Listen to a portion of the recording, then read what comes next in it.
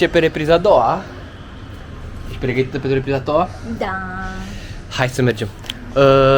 Tocmai ce am înfulecat acest croasanțele, zice eu, dar nu croasanțele, este trigonul ăsta îmbuibat de sirop extraordinar și îmbuibat de cremă, gâlgâiat de cremă, extraordinar, chiar extraordinar. Dar e atât de dulce că cred că două persoane pot să mănânce sau nu știu. Pentru mine n-am putut să-l mănânc pe tot, am mâncat jumate, l-am mâncat pe tot. Am mâncat pe tot, dar sincer, spre final simțeam că este prea mult. Prea mult, dar l-am terminat. În orice caz, super deliciu, cred că devine desertul meu preferat. Până acum erau croissantele alea cu fistic, cred, baclavalele. Da, e altceva, ăsta seamănă mai mult cu o baclava.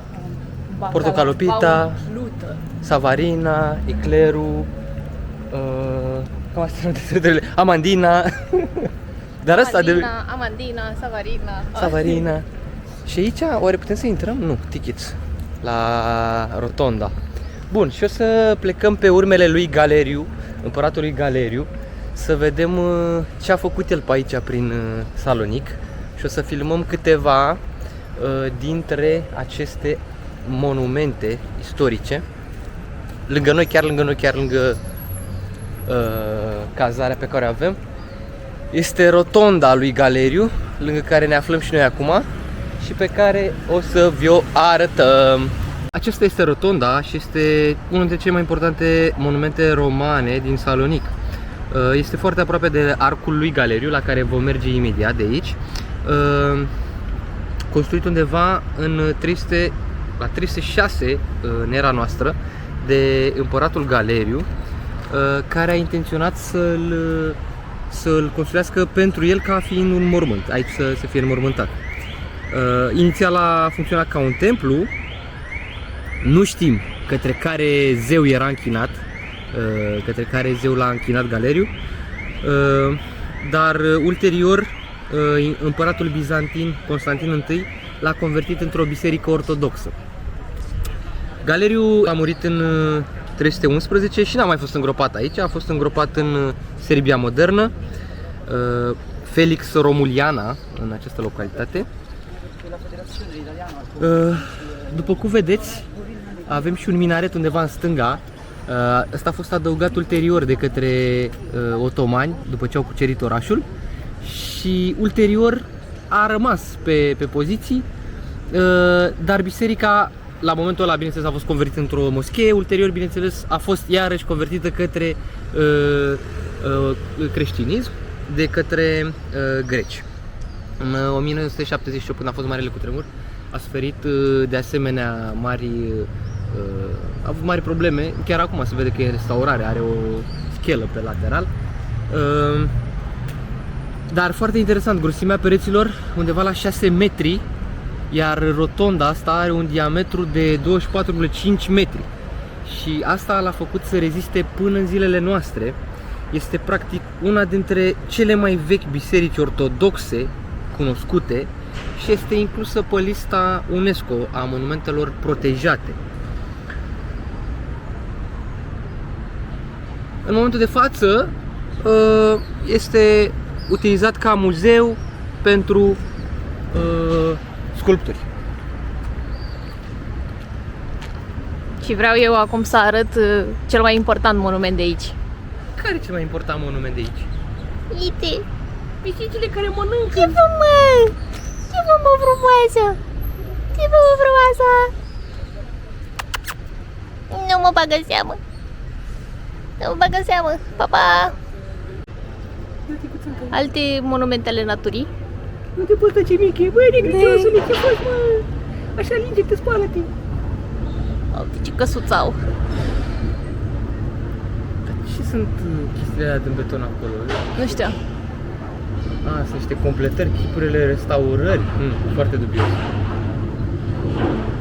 Haide!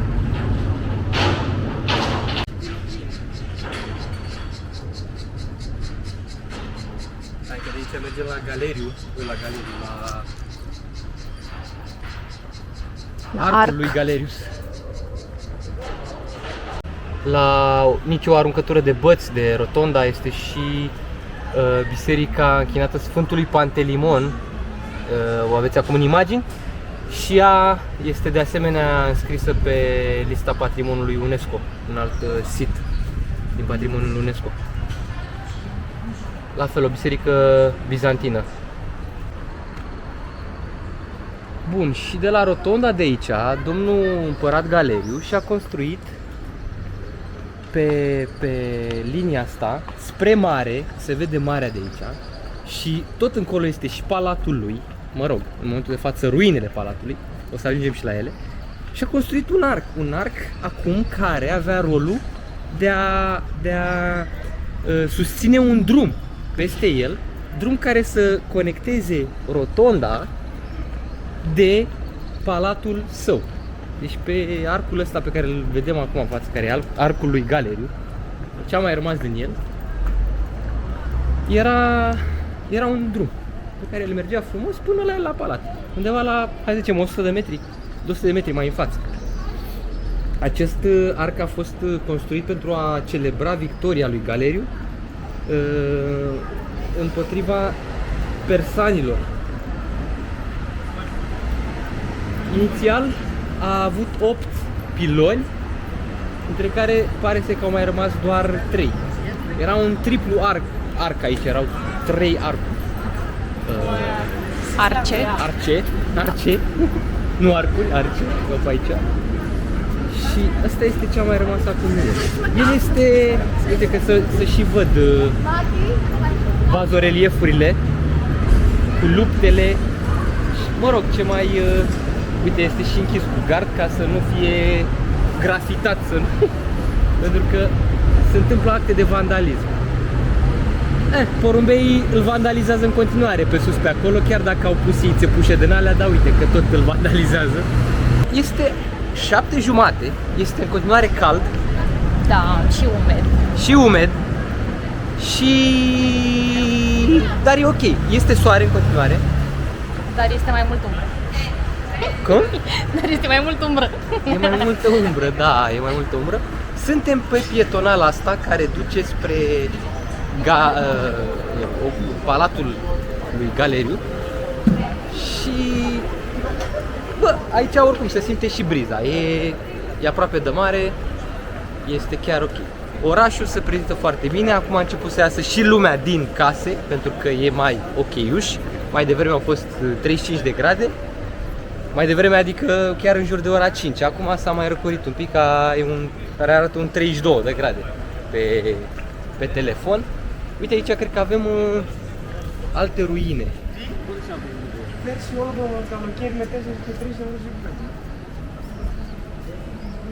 Asta cred că fac parte tot așa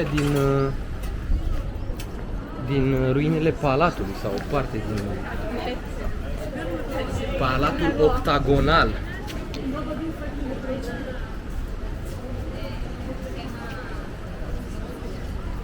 În orice caz, este plin de ruine pe aici, în zona asta, și de zone conservate. Și ce vedem aici este de fapt ruina pe care am filmat-o mai devreme. Este o hală care servea ca o hală de banchet cu absidă, absida fiind în capăt acolo. O înălțime de 24 de metri, am citit noi pe aici, construită undeva în secolul IV și era undeva în zona de vest a hipodromului. Galeriu, pe lângă rotonda și palatul ăsta, a făcut și un hipodrom aici în Salonic, iar asta de aici reprezenta absida asta, hala asta absidală, mă rog, reprezenta chiar un punct foarte, foarte important. Așa cum spuneam, a fost sala de bancheturi și avea un mozaic pe pardoseală, pereții erau pictați, mozaicuri pe pereți, de altfel. În orice caz, o construcție monumentală și foarte, foarte importantă în acest complex arhitectural. Bun, deci așa arată în prezent, acolo e rotonda în capătul străzii, mai jos este Arcul lui Galeriu, se vede și el, și urmează sala absidală. Iar noi aici avem o reprezentare 3D, cum ar fi arătat la momentul respectiv. Aici se vede rotonda, aici este hala absidală, iar în dreapta halei absidale, așa cum scria și pe pancarta aceea, era hipodromul. Deci undeva în dreapta, aici unde sunt blocurile astea, hipodromul care era în partea de est a absidei, halei absidale. Și acum hai să ne întoarcem cu fața către, efectiv către palat. Aici ajungea Galeriu, mergând pe calea asta formată de arcul lui, și ajungea aici la palat. Hai să vedem mai de aproape. Undeva în stânga imaginii, adică aici, unde sunt clădirile astea, aici era hipodromul. Actual este îngropat sub clădirile astea, sub blocurile astea. Iar aici începe complexul. În stânga, acolo, în colț, era bazilica. Apoi se continuă cu băile în spate. Aici în față iarăși niște, nu știu, depozite ce erau exact. Undeva în dreapta era clădirea centrală. Aici clădirea centrală unde stătea regele, mă rog, împăratul. Și pe aici alte structuri. Hai să le vedem așa din astea.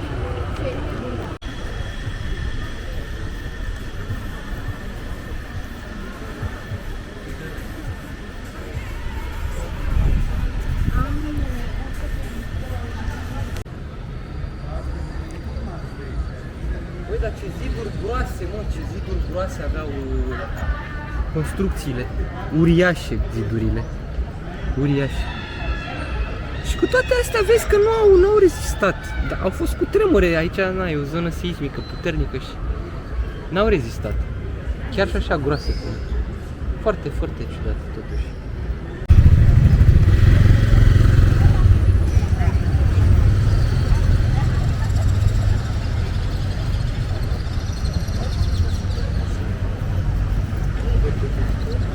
Admiram zona asta, foarte drăguță, foarte frumos amenajată de punct de vedere peisagistic, aici cu pista de biciclete, și genul ăsta de vegetație aici foarte compactă, unitară, bine grupată și delimitată la marginea trotuarului, și chestia e că e de mai multe feluri, deci sunt mai multe specii de ierburi și de arbuști care, foarte interesant cum stau împreună și sunt, nu? Mi se pare interesant? Da, e drăguț. Și uite ce amenajare aici pe zona asta pietonală. Superbă amenajare. Superbă.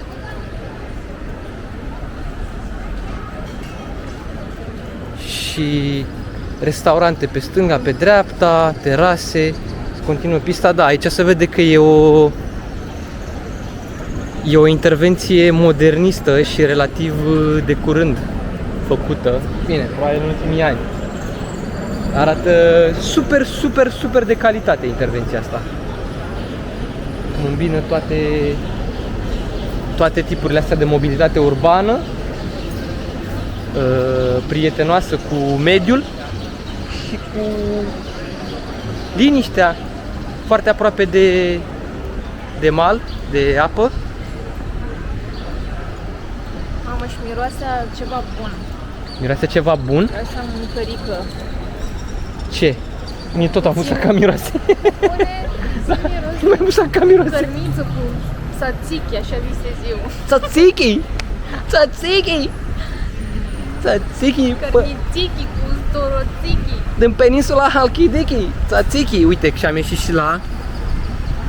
De ce frumos se vede! Am ieșit și la mare. De aici vine? Arbuștii ăștia? Hai, restaurantul ăla cu cărnițiki. Cărnițiki, hai că mergem și noi să mâncăm niște cărnițiki. Uite că am ieșit și la Apus aici. Aproape Apus. Pe strada asta de coastă e un trafic la ora asta destul de important.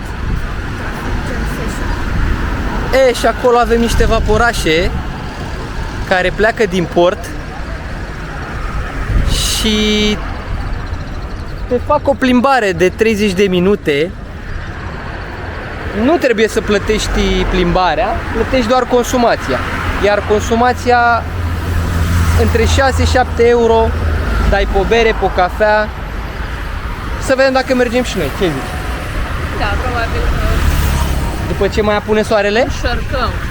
Da.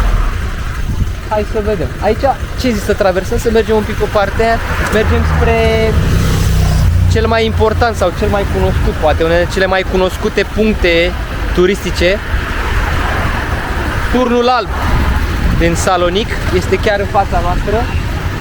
Ar trebui să traversăm și noi spre el, dar nu ne lasă mașinile. Roșu la mașină. Oamenii nu vor să treacă.